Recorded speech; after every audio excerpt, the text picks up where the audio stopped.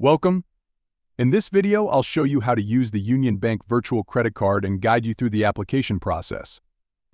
If you're interested in this convenient feature, follow these steps. To start. Once your credit card application is approved, you will receive an email containing your card reference number. Next, download the UnionBank online mobile app or visit their online banking website. You can find the link to this website in the description below.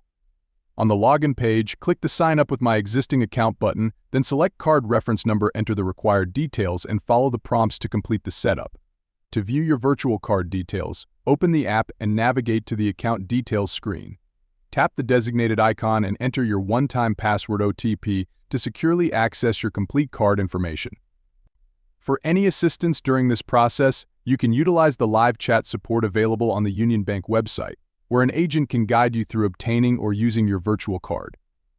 By following these steps, you can easily access and use your UnionBank Lazada virtual credit card for online transactions without needing the physical card.